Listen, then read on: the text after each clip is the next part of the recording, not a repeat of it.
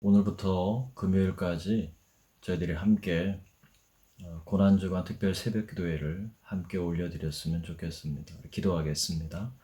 하나님 아버지, 우리를 위해 이 땅에 예수님을 보내주시고 예수님의 고난과 십자가의 죽으심 그리고 부활하심, 하나님의 보좌 우편에 앉으시며 이 땅에 다시 오실 예수 그리스도를 인하여 진심으로 감사합니다.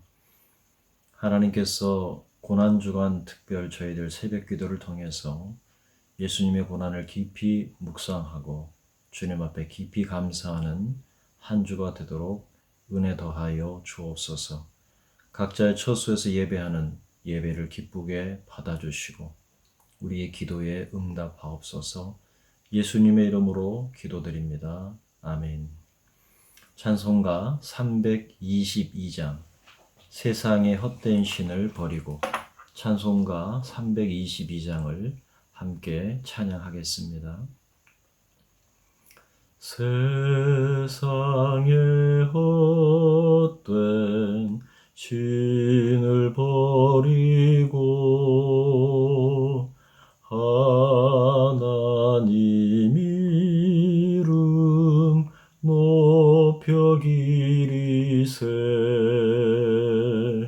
온 천하 백성 모두 나와서 다 같이 하나님만 섬기세. 세상의 헛된 우상 버리고 인간의 모든 부귀영화와 거짓과 불의 모두 버리고 온전히 하나님만 섬기세. 주님의 백성 서로 헤아려 시기와 미움 아주 버리고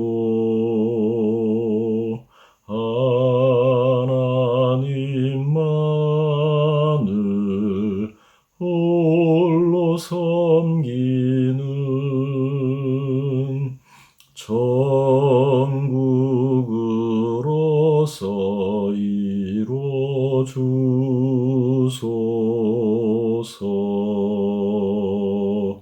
아멘.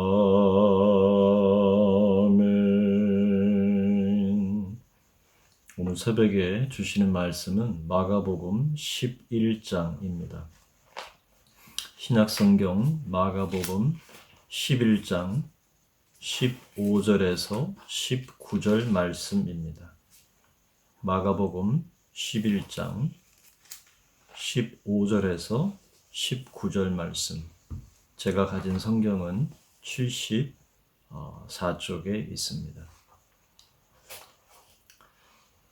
제가 봉독하겠습니다. 그들이 예루살렘에 들어가니라.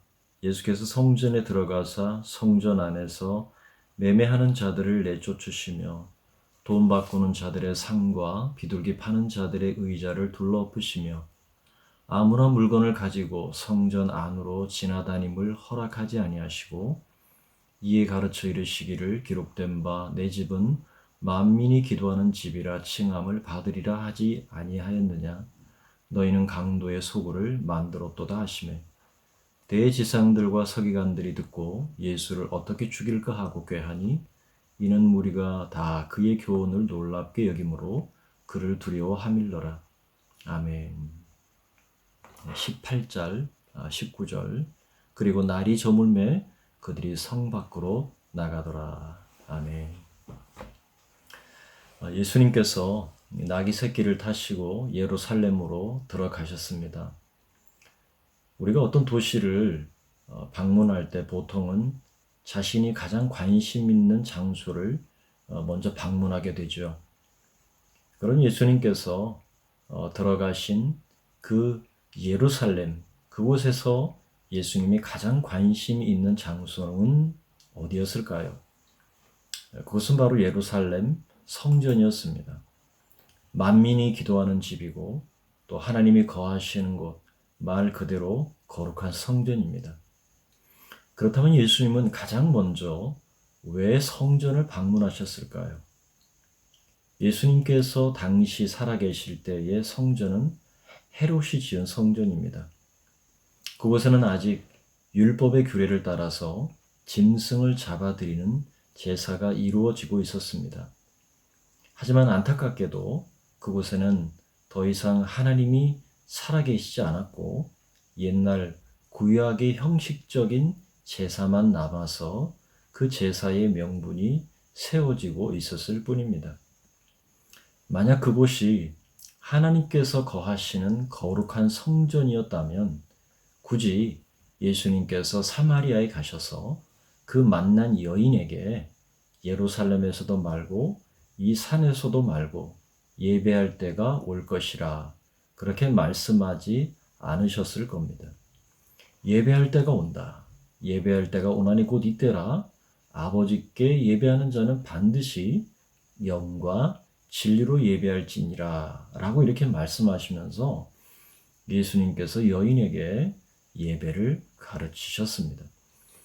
여러분, 예수님의 가장 큰 관심은 바로 참된 예배의 회복에 있었습니다.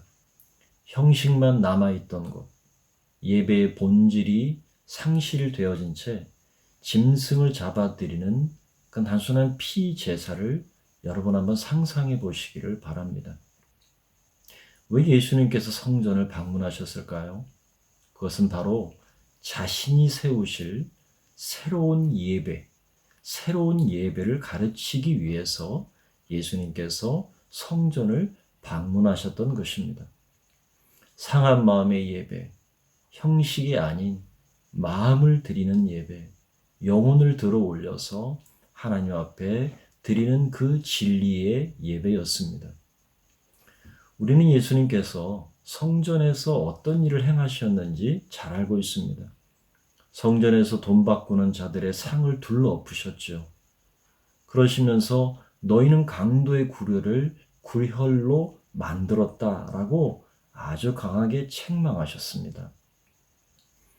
당시 성전은 더 이상 의미 없는 예배가 드려졌습니다. 구약의 에스겔서에 보면은 하나님의 영은 이미 예루살렘 성전을 떠나버렸습니다. 더 이상 이 땅에 하나님의 영이 거하지 않으셨습니다. 그리고 마지막 날에 이 땅에 다시 메시아가 오실 때에야 비로소 하나님의 영광이 회복될 것이라고 말씀했습니다. 에스겔은 그렇게 예언했죠. 에스겔서 36장 26절 그리고 27절의 말씀에 보면 또 새 영을 너희 속에 두고 새 마음을 너희에게 주되 너희 육신에서 굳은 마음을 제거하고 부드러운 마음을 줄 것이며 또 내 영을 너희 속에 두어 너희로 새 율례를 행하게 하리니 너희가 내 규례를 지켜 행할지라. 이렇게 에스겔 선지자를 통해서 말씀해 주셨습니다. 이 예언의 말씀은 예수님께서 이 땅에 오심으로 말미암아 성취되었습니다. 우리가 결과적으로 AD 70년에 로마의 디도 장군에 의해서 예루살렘 성전이 돌 위에 돌 하나도 남지 않고 완전히 파괴된 사실을 우리는 잘 알고 있습니다. 그렇다면 예언하신 하나님의 성전은 어떻게 성취되었을까요? 요한복음은 예수님께서 성전에 들어가시는 그 이야기를 통해 그 예언이 성취된 사실을 우리에게 말씀하고 있습니다. 요한복음 2장 17절의 말씀에 보면 예수님께서 대답하여 이르시되 너희가 이 성전을 헐라 내가 사흘 동안에 일으키리라 이렇게 말씀하셨습니다. 이 말씀은 21절에 보니까 곧 자기 육체를 가리켜 말씀하신 것이라 기록하고 있습니다.